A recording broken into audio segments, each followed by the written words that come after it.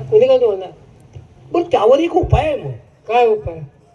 तुला जर पुरुषाचा स्पर्श होत नसेल नको बाबा, पुरुष माझा नको ना बाबा. तर तुला एक काम करावं लागेल. जेवढं पांढरं व्हायचं नको माझं. तुला शेलदीपला जावं लागेल. हा शेलदीप कुठं आहे? साता समुद्राच्या पलीकडे आहे. हो बाई, लय लांब आहे. तिथं मारुतीचं वास्तव्य आहे. हा हा.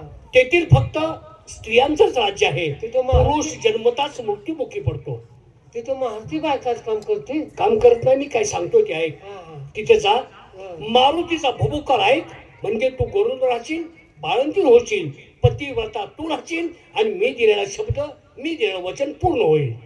बाबा चांगली गोष्ट आहे. हो बिन कष्टाचं मुला. हो. लय अगदा करून घ्यायची गरज नाही. हा माझं हे दुखतंय ते दुखतंय म्हणायची गरज नाही. बरोबर. आयला सांगितली गोष्ट खरी आहे. बर. प्रश्न जवळ आहे का? लांब आहे. साता समुद्रा पलीकडे आहे. बरोबर. मला एवढ्या लांब जाता येते. मग काय करू? माझी परिस्थिती गेली. हा एका जीवनात ह्या ठिकाणी जोडलेलं आहे. बर. नवरा मी आलाय. हा. आणि मला एवढ्या लांब जाता येते.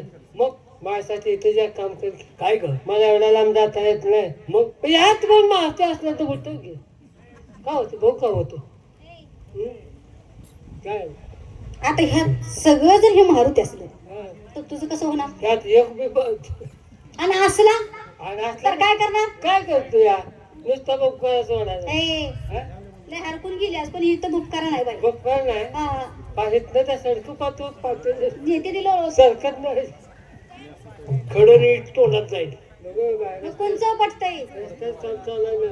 मला वाटलं एक काम कर म्हटल्यानंतर मला वाटतं शेलदीपच इथं आणून ठेवू म्हणतेस की काय. देवा नको राहत तशीच. देवा मी तुमची भक्ती करते. ठीक आहे. हा, भक्ती करता. हो. भक्ती करा आणि मार्ग मोकळा करून घ्या. करा सुरुवात. काय हरकत नाही. चला.